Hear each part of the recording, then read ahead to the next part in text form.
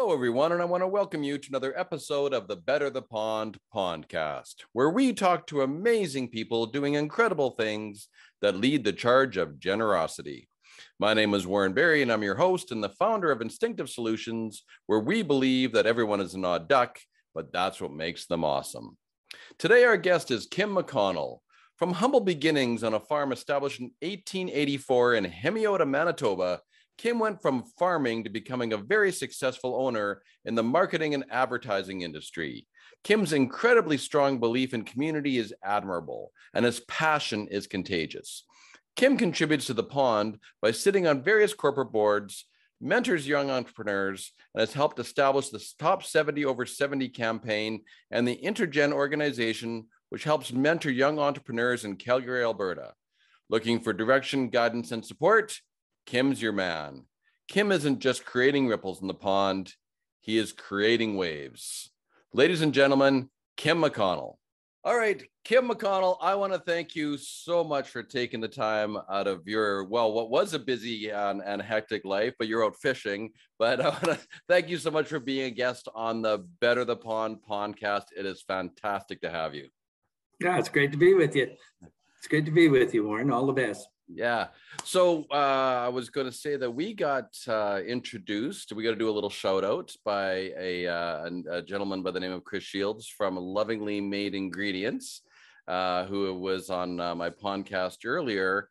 And so basically he said, if we're going to talk to anybody who is good looking and wise and knowledgeable, right, Kim McConnell was the guy to talk to. So here we are. Well, I think Chris is must have been drinking something. I don't know what he's.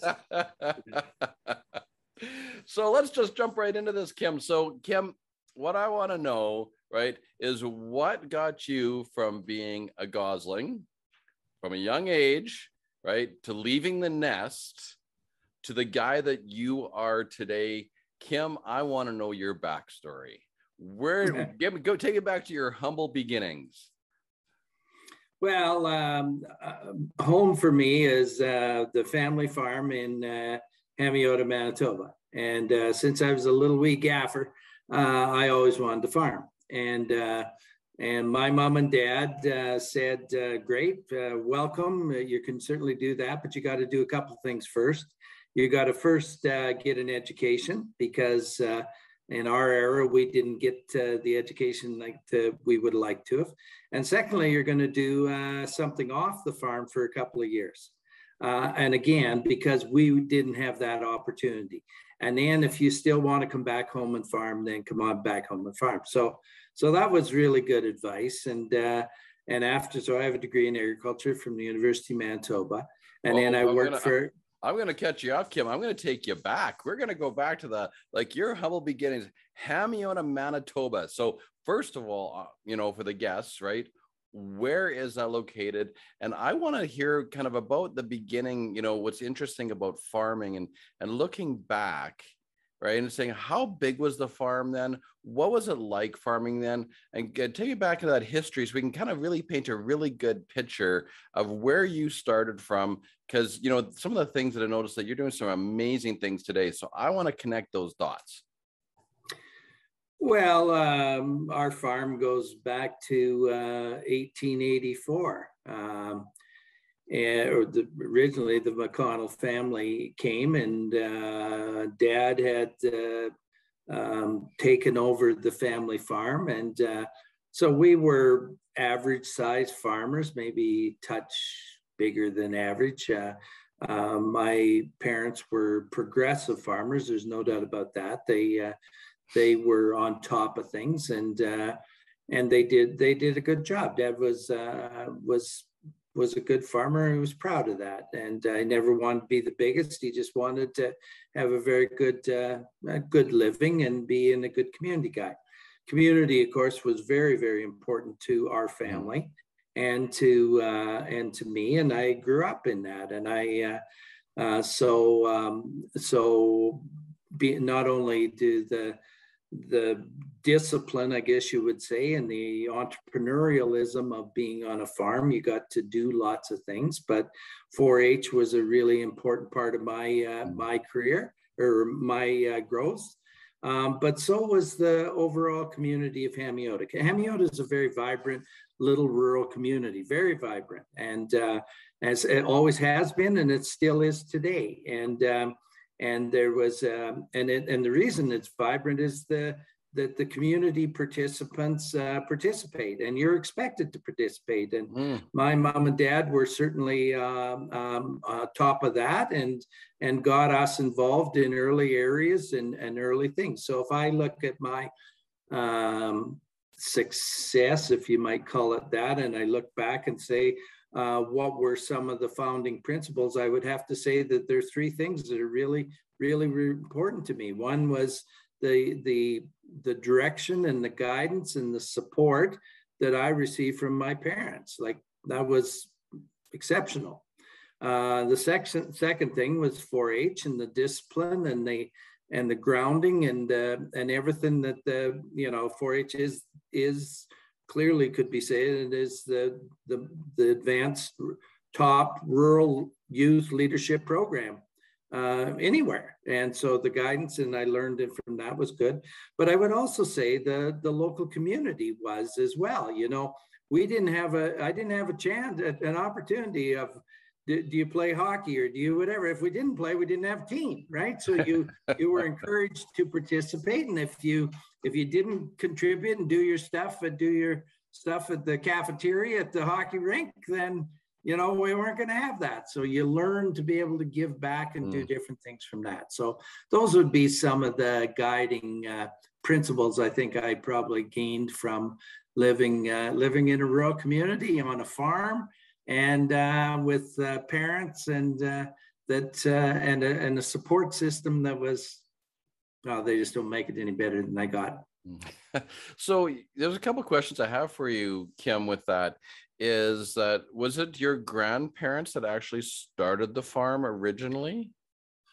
No, it would have been my great grandparents, actually, and even my great great grandparents, who came out in 1980, or grandfather came out in 1884. So it's a long ways back. They homesteaded, and that's that's what happened in those times of things. And the family, our family, the direct, would be my great grandfather was the farmer side. He was considered a very progressive farmer, where his brothers were maybe more business people. So if you look in Hamiota, for example, there was McConnell Brothers, which was the machinery dealership and the gas station and the undertaker, and God, they were everything sort of thing. But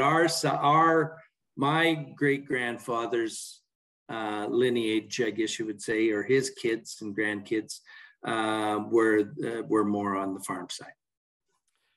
And the other question I have for you is, you're talking about Hamiota being such a deep community, and you said it always was, and it still is today. Looking back, what do you think created that? I think it's so important to know in some of the smaller areas, like how it's so community driven, and it's one of those things that, when you look at that, it's standing the test of time. Right. So, and you see a lot of the small communities sort of fading away. People are moving to the city as times change, but yet you have something there that still continues on. And what do you think that? Well, I think historically there's historically, and then there's today. Historically, we're 180 miles from Winnipeg. We're the community's 50 miles from Brandon. So it was far enough away that it had to create its own thing. You didn't go to the city other than for very, very special reasons. So it was its own little community in that sense. But there was also very good leadership. You look at, Hamiota has a wonderful hospital. It's only 850 people or so, but it has a wonderful hospital, and I think there's about 5 doctors there right now. So And that came as a result of leadership many years ago, Mm-hmm. where an individual by the name of Dr. Ed Hudson, who was a leader of leaders in the whole medical, he was even the president of the Canadian Medical Association, or what, I forget whatever the official title is, of that many years ago. But he believed that that doctors can be attracted to rural communities, providing they're not on call all the time. So if you get a nucleus of around that, then there is a wonderful way of life that can go. So that would be an example of building the hospital in that regard. We were very fortunate to always have had very good schools. The education system has been good in that regard, good teachers. But I think that sports has played a key role, and we have phenomenal facilities for little community. The rink, the curling rink, the skating rink, the baseball diamonds, the golf course, the swimming pool is. I put the Hamiota swimming pool against any pool anywhere on how quality it is, and you just see the vibrancy of those things that are doing. Like, people come from all over, camp in the campground so that their kids can take two swimming lessons a day in order to do that. But they're also innovative in another thing. This past week, for example, the pool was closed. It was only available for private swimming lessons for Hutterites. And as we well know, Hutterites, often you see little kids that are drowned in dugouts or whatever. So the pool was put aside so that they could learn how to swim, but also had water safety. So they had the boys and the girls, etc. So that would be another example of leadership that I think that spawns a good, vibrant community. Now, and in addition to that, I think that it's a fun place to live. And if you look and you see the number of young people that are living there right now, whether they're working in the hospital or working in hog barns or working in whatever else it is, then you see young people. And when there's young people, then there's vibrancy, the sports come, and then people want to live there. So when you put and where does that all come from? It comes no different in a community than it does in business. When you have good, solid leadership, when you have a culture of participating, of people wanting to contribute and make things, then things happen. And I think Hamiota is a very good example of a little rural community. Listen, we don't have the big superstores. We don't have all those other things. And some people, it doesn't fit for everybody, but by golly, I may not live there every day or every year, but I still call it home. It is so interesting to hear that story from you, Kim, because, we talked before, and I've got a bit of your history and the things that you're doing now, and there is such a direct link in my mind, right, from how you grew up and that sense of community, the sense of leadership, the sense of entrepreneurship, the sense of innovation, really, in my mind, ties a lot together in the contributions that you've made and the successes that you've had in your life to do that for other people. That's really fascinating when I having our previous conversation of this. So obviously, and you're very passionate about it. So it's obviously had a very huge impact on your growing up, but you as a person. Oh yeah, no doubt. I'll go back and say my parents, 4-H, and growing up in a little rural community like Hamiota, Manitoba, I'm a lucky guy. Yes. And I find that interesting when you talk about Hamiota, because here's a small town of 850 population, yet it's become its own destination, right? People are drawing to it. At least for some of us, yes. For sure, right? Yeah. Well, Petro-Canada is not going to put its head office in Hamiota, Manitoba. Don't worry about that. But thank God. By golly, it's a really exciting story that in my mind that's taken over. There's there's a fair Filipino community that is developing as a result of the hog barn operations, as well as the hospital and healthcare system. That has attracted a number of Filipinos. And there's always been a very good bakery in Hamiota, very good. Oh, by golly. And the Gurr family have been around for a while, and they were ready to retire. And and I'm really excited to see that how the community helped a Filipino couple, who really had no money, but had a background in this, and how they have helped them get established and take over this bakery. And I understand, I can't confirm this, but I understand that not only have they taken off and maintained the business where it is, they've even gone to 2 shifts a day, I understand, in their making of their various products. So they have their traditional Hamiota bakery type products, but now they're incorporating a few Filipino things, and so we're getting the treats of everything. And by golly, those donuts, it's pretty hard to go through town and not just stop and pick up a donut or a loaf of bread, I'll tell you. Right. That's fantastic. And it goes back again to that story of community, right? People are coming in and I'm nothing, but the community supports, the community comes in and helps, right? And then everyone benefits. Yeah, it's a win-win-win. Yeah, absolutely. So are you the only child, or do you have any other siblings? Oh, I wish I was.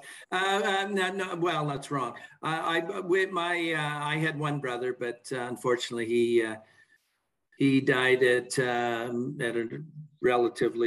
he died at age 53. So I'm the remaining sole child. Yes. So, well, I'm sorry to hear that about your brother.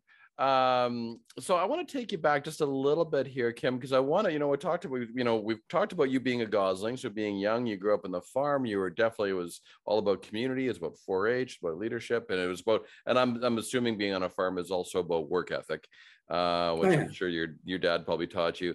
And your mother as well, I'm sure. But what came the time, you had alluded to it earlier, the time that you came to leave the nest. So you wanted to stay on the farm, but actually your parents kind of, gave you a bit of the nudge out of the nest that you had to start to fly before you came back. So talk about that, if you don't mind. Well, as I mentioned, I got a degree at degree in agriculture, University of Manitoba, and I worked for a multinational organization, and that was learned some great things from that. I did come back, and I farmed for 1 year. I rented a bunch of land and was working with that, and then I lost my land base, and because they wanted to come back home farm, sort of thing. So mom and dad were more than willing to help out. But by this time, the organization, the company I was with, I wanted me to, wanted me to move to Toronto. And I didn't really want to do that. That was a little too far to get home to be able to farm on weekends or whatever. But I did agree to go to Calgary and take over and be in charge of their advertising and promotion. And to quite honest, Warren, I knew nothing, absolutely nothing about that. But we had a good ad agency and we had some good others, and I started managing that. And pretty soon I realized, there was some really good opportunities here, and the industry with all the new innovation was needing some good marketing support. And the agencies that were providing the support were big agencies, good quality people, quality type of things, but they didn't have a background or an interest in the agricultural industry. So I said, I think I can do this. And with the support of a darn good wife, I will tell you, who is a pharmacist, and said, McConnell, I will support you for 1 year. We won't go hungry for 1 year. And the $5,000 that I had saved up, because that's all I had, then we started a little agency in the basement of our house. And that was 1984. And to quite honest, Warren, I think I hit it lucky. Now, I should add, my definition of luck is when preparation meets opportunity. Don't get me wrong on that. But there was a real interest in growing, and the story that I had to tell seemed to resonate with some really good quality clients. And they had faith and trust that I was going to try to do what was right. And then I was able to surround myself with people who actually knew what the heck they were doing, and be able to create a culture and environment for growth. And we started to grow and grow and grow. And now we had so for 23 years, I ran the operation, and it started to grow so much, and people were putting faith in me, etc. And that's when I had to make a decision: do I keep that, or do I go to the farm? And I just felt that there were too many people put faith in me in that regard, so this wasn't the right time to go back to the farm. So I missed that farming opportunity, but I took advantage of the other one, and that turned out extremely well. And so I did that for until I turned 50. And then that was like sort of like New Year's Eve. And I said to myself, as I'm reflecting on the past year and looking at the next, and saying, by golly, you know, I'm a pretty enviable position. I've got good health. I've got a great family. I got great connections. And I've done real well. I just don't want to run it anymore. So we transferred some things over to the next generation, and I kind of went on. I guess you could, in some cases, I retired, but retirement is not, for me, is not golfing every day or doing other things. It was doing some other stuff, and that I thought was needed and would be of value to my passions in life, which were two things. One was the entrepreneurial spirit and advancing entrepreneurship and helping entrepreneurs. And secondly is the industry of agriculture, because I continue to believe that our industry is vastly underperforming for the potential that we have to provide. And yet everybody I knew either were busy with their jobs and wherever else it was, or else they were hitting golf balls every day. And I didn't really want to do either one of that. So I just said, well, if there were some things that come along that I could maybe help advance for a short period of time or be a catalyst to get started, then I'll see what I could do in that regard. So that's basically that was my entrepreneurial story, my business story. We created, collectively with great people and with great clients, we developed a large and well-respected agency with offices throughout North America. So it was good. It was a grand run. Great. I'm a lucky man. When what I hear from that too, when you talk about growing the organization and people having trust and faith and in your ability, and as you expanded, right, to me it comes back, what I'm hearing is like going back to that grassroots of community of just integrity and honesty and hard work and dedication, right? And that basis, and that just and it really helped you flourish that industry that you were in. Yeah, I would say I'm a strong believer in culture and creating the culture that is right, corporate culture. And our corporate culture at AdFarm and that we created there was basically good rural values, integrity, respect, fun. That's got to be a value too, accountability, doing things like that. But no different than, I think, good rural values. And when you can when you have a culture like that, and you have quality people that believe they can contribute and want to contribute, and you can, then that's what management's job is to allow them to move forward and skin their knees too and try some new things. And I think my job as manager was to make sure they didn't bleed to death. But encourage them to keep going and do some things like that. So. Excellent. I love it. I love that story. So what I'm going to do is I'm going to shift gears a little bit, Kim, on you with some of the questions, because I know present day, some of the work that you're doing is really amazing. And I'm going to save that for a little bit down the road when we find out what you're doing to better the pond, because I want to hear all about that, because some of the stuff that you're doing is pretty outstanding. So my next question for you is, You know, Kim, I believe that we're all odd ducks. I believe that we're all misfits, but I believe that's what makes us awesome. So can you tell me about a time where you did something differently, where you didn't fit in, where you were the odd duck? And it can be positive or negative. But what was that made you that you put an impact out in the world? Oh, gee. Well, I'm not sure I'm not sure that. I think that's maybe a little exaggeration impact on the world. But I got, when I started out on my own, my business, everybody I knew, my age and my generation, everybody either had a job, were employed by somebody else, or they worked for their parents as part of their family farm operation. So to go out and be an entrepreneur and start something with nothing and do the whole, clearly that was weird. Actually, my mother and mother-in-law both thought I was absolutely nuts.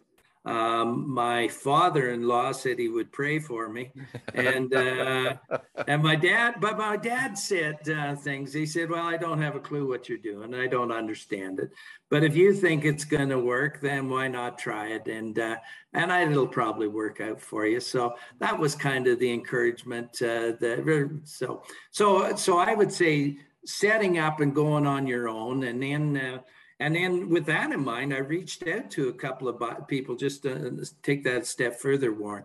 I reached out to a couple of people who were older, in this case, gentlemen, and said, listen, I have an idea on the marketing side, but I really don't have a great business background. Would you be willing to mentor and coach me a little bit? And they said, certainly, they would be more than willing.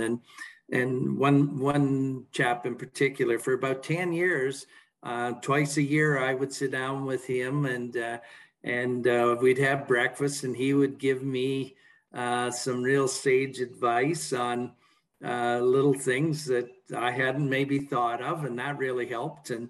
And I really gave nothing back to the guy for 10 years or so, but eventually things come around, and he needed some support in another area a little later, and I was able to help out a little bit there. But that, so reaching out to others is probably, and not being afraid to reach out to others was probably, would be another area.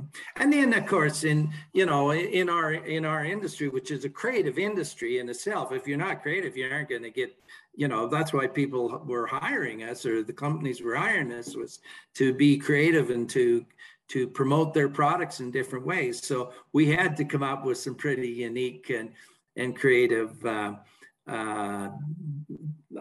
thoughts and ideas, and we did. But by the same token, I would say that clients, the old saying is, clients often get what clients ask for. Well, that's, they got to allow you to be able to do some things and make sure you understand and respect their culture and their brand personality and stuff as well. But we got to do lots of really neat projects, but tribute to our people for coming up with the ideas, but also the clients themselves for allowing that to happen. Yeah, that's obviously it's a mutual responsibility there. But listening to you, Kim, I think about two things about being the odd duck. Number one is, you hear this farm guy going out, and you admitted, I knew nothing about this industry, but yet look at the work that you accomplished, right? So I mean, obviously you being so innovative is obviously a bit of making you a bit of the odd duck, because I think it may be inquisitive and what's working and what isn't working, and asking questions and doing stuff like that, and then I don't know, I suppose that's somewhat different, but yeah. We were lucky. We had good times. We had surround yourself with great people, and some magic can happen. Right, absolutely. So it does say a lot about your leadership. I'm just gonna chuck that in there. So next question I have for you, Kim, is, can you tell me about a time when someone did something for you that left an impact on your life. Oh, yeah. Yeah, this is a long time ago when corporate social responsibility was words that were starting to come up. This is a long time ago. And I remember trying to figure out, well, how do we as an organization, how's the best way that we should give back to the community and stuff? So I contacted 4 very well-known and well-respected leaders in Calgary. And I didn't know these people. I just contacted them and asked if they would have a cup of tea with me, and they individually, they all agreed to that. But I remember one of the chaps saying, his name's Jim Gray, who's still my mentor. Today's many years, 88 years old or whatever, a mentor of mentors. And I remember saying, to explain, and I'd say, and I need some help to help figure this out. And he said to me, "Where's your heart?" And I said, "Well, I think it's in the country." He said, "That's good. I have a question for you. Where does a battered farm wife go for help?" And I said, "Gee, I don't know. I suspect one of 2 places. She either goes to the city or she stays home."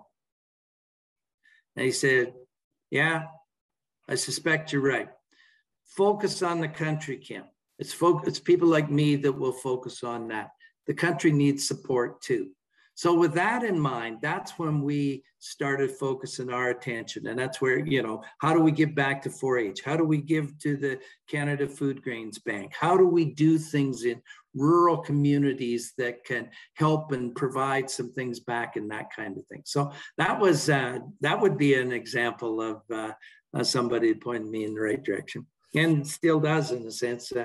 I have nothing but respect for Mr. Gray, I'll tell you.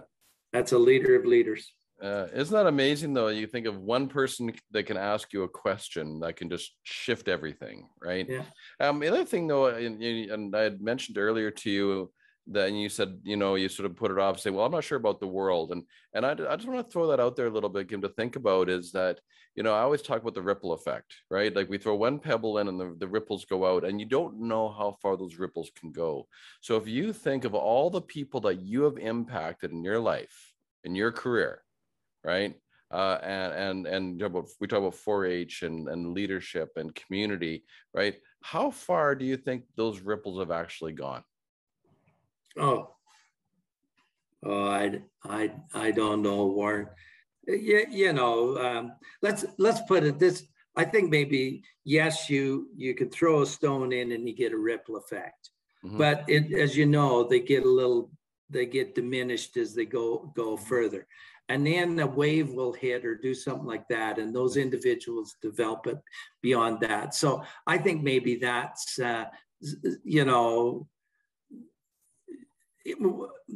yes, and each individual can make a contribution, but where you get the greatest contributions is when you get a bunch of people all focusing and going in the same area, and want to make a difference together. And I think that's I may have been a catalyst to get some things started or whatever else it is, but in general, in most cases, it's the people that took things after that went to the next level. Those are the ones that really make the big difference, I think.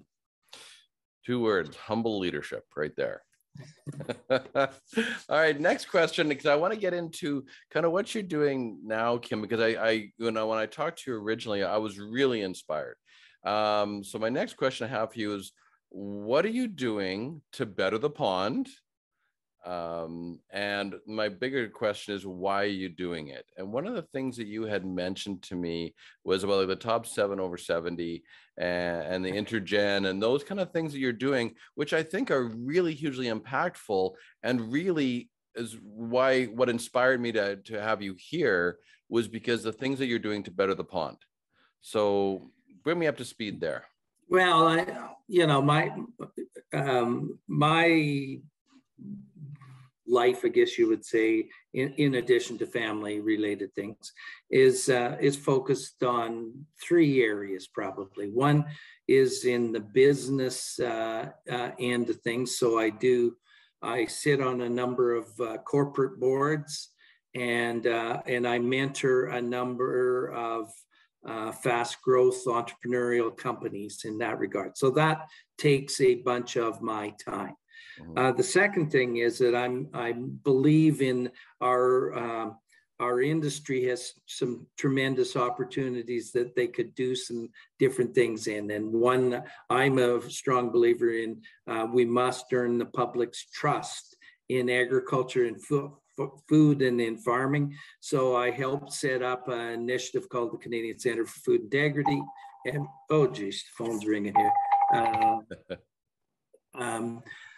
Sorry about that. Okay. Helped in that regard to move that and we're making some progress in that regard, Warren. But that journey will never be over. And then in the third area is in the whole area of the community in which you're involved in. And you bring up one of the initiatives that I'm involved in, and I referenced Mr. Gray a few minutes ago. He in 2017 had an idea. And his idea was that, we have the top 40 under 40 and we have the top 30 under 30. Well, what are we doing with seniors? And so his idea was the top 7 over 70. So he and a few others of us got together, and in 93 days, we put together a program that attracted 84 applicants. We recognized 8, 7 over 70 and 1 over 100. I should say the top 7 over 70. It's recognition of people who are doing things after the age of 70. Anything you did before 70 doesn't count. It's only after the age of 70. So we put this recognition program together. We hosted a gala. We had 800 people at a $150 a plate gala. We sold out 2 weeks in advance. We raised over $300,000 in funding. We had just a phenomenal event. And then we used the money to be able to set up another initiative. And I'll get to that in just a second. In addition to that, so we did that. That was 2017. It went wonderfully. We did it again in 2019. And now we're doing it again in 2021, every second year. So I chair that initiative in that. Now, the funding that we raise so there's 2 purposes. Number one is to recognize individuals who are doing amazing things after the age of 70. It's also to stimulate others and say, hey, just because you've retired, just because you still can contribute and be a very vibrant part of a community. And then the third thing is the funding that we have. We set up was initially set up an initial program called Intergen. And Intergen is a fund and a program that matches entrepreneurs and provides them with funding to get a new initiative going in the Calgary area. But there's a catch. They can't get any of the funding or participate unless they have a senior mentor as part of their deal. So it's the intergenerational things that are going. So that's been grand fun, to say the least, grand fun in Mission. And so when you have the steering committee as we have that has helped steering and move this forward, by golly, these people make things happen. I'll tell you, you get her done. And here we were going through COVID, and it was this past winter, and it was down in the dumps. And at one of our meetings, as we were starting this off, we said, this isn't the end of the world. By God, we can get through this sort of thing. And so we come up with this new initiative we called Noble Neighbors. And that was to encourage Calgarians to recognize a senior that's doing something neat in the community to make it a more vibrant and more fun place to live and do. So every month we would recognize a number of people who are doing neat things in the community, from an old senior who loved to meet with people, and she couldn't. So every day she would go out and wave to people as they were going to work in the morning, and when they were coming back. So that made CNN, or I think it was, news in the U.S. and doing things. So we can all contribute. And this was a fun thing to be part of. So those are the things that I'm involved with the corporately and giving back in some of those areas, giving back to the industry, and then also seeing what we can do to give back to the community, and having a hell of a lot of fun doing it, I should add. All three of us. So I have to ask this question to you, Kim, is why? Why are you doing the things that you're doing? Oh, well, why not? Right? So that'd be the better question. Why not? I guess I'm a selfish individual. I like to do things that are fun, and I get great fun out of giving back and participating and seeing things moving forward. Just sitting around wouldn't be too much fun for me. So I just enjoy the chase and the journey, and seeing what you can do to make your industry better, your company better, your whatever better is. And in that regard, I just have fun doing that. And I'm fortunate that I have really good connections and people, and people call and say, gee, what can you help me with this? Or I need an idea for this, or whatever else it is. And, some people, Warren, can contribute best by writing a check. And thank goodness they do. And maybe we need to open our wallets more than we are in some cases. Other people can't do that. They have to give their time, and they can do things, and they can do different work and do different stuff that help. Some people can give it by giving ideas and doing other things. But I think we're a social humans and we like to be part of a tribe, and we like to have fun, and being put in your terms, the pond needs to be nice and healthy and vibrant. And when that happens, then it's a more fun place to be. And I think when you can contribute and have others that are involved in that, it makes it better, makes it fun. And so I'll come back. It's all about me, right? And I enjoy doing that. And it shows. Yeah. I love your enthusiasm. I do have to thank you, Kim, because really, when I started this podcast, my whole idea was because I was hearing so much negative press, social media was negative. I mean, it was all the beginning of the pandemic, and that's all I heard was doom and gloom.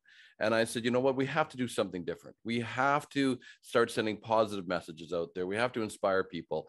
And it's guys like you, that's why I wanted you here, because the whole concept was, what are people doing to better the pond, right? And hopefully that'll inspire others to do the same. And that's exactly, you're the epitome of the whole better the pond concept. And I thank you for that.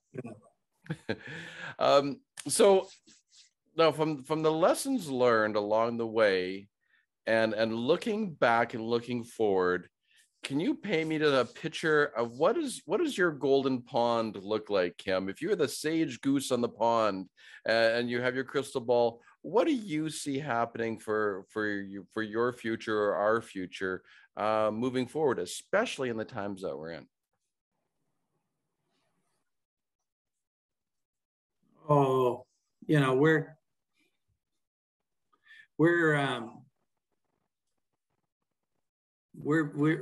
live a blessed life, Warren. If you look at what's happening in Afghanistan today, you look at so many different areas, and you think, God, what did I do to be able to be born a Canadian? What did I be able to do to have a family? We've lived a blessed life, and I'm not so sure that we recognize and respect what we've been given as much as any of us should, as we deserve to be. So I think if we look at Canada and what Canada can contribute to the world, it really disappoints me on what we how we handled this Afghanistan thing the last couple of days. This is sad. And so what can we do? What can Canada do? What can Canadians do? When I look at our agricultural industry, which is the little pond that I play in, we are one of the few countries in the world that can export and feed more people, and we can do that. And I think we can pick up our game when we look at the amount of jobs that we could create, the amount of investment that we could create in our communities and stuff like that as a result of an industry. I think we have a long way to go in that regard. And so I think we probably, I need to pause and say to myself, pinch yourself every day, really, and say how fortunate we are to be here, but also kick myself in the butt and say, come on, we can do better than this. We're underperforming in a lot of areas, and let's see what we can do to move forward. So what that would happen, then I think, that's a journey that we'll never accomplish completely, but it's certainly one to get going. And put it into your analogy of a pond or ducks or whatever.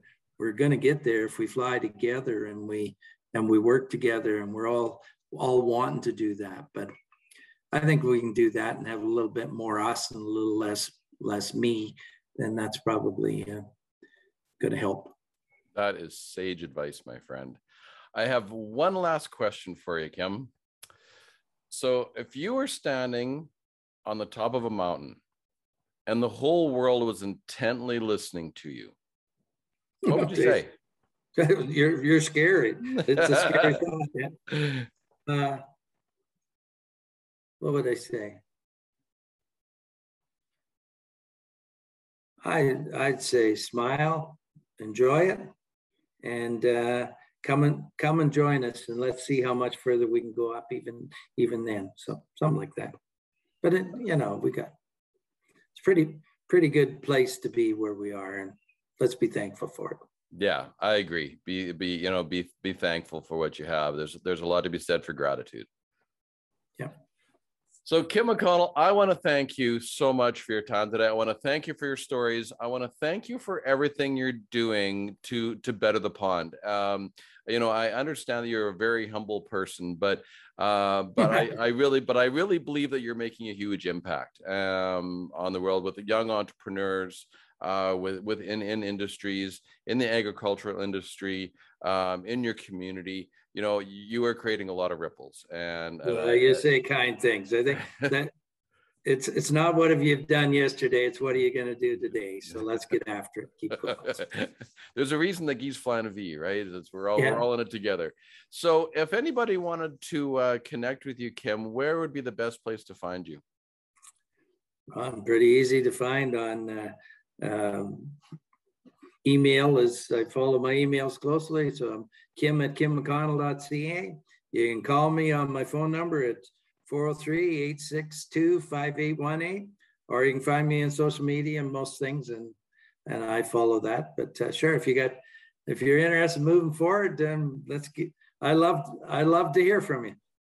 Yeah, that's excellent. I appreciate that. And I have a lot of guests, and I think you are the only one that has actually given up their phone numbers. So that in itself says a lot. Well, no problem. I like talking to people. So yeah, sure. Perfect. Okay.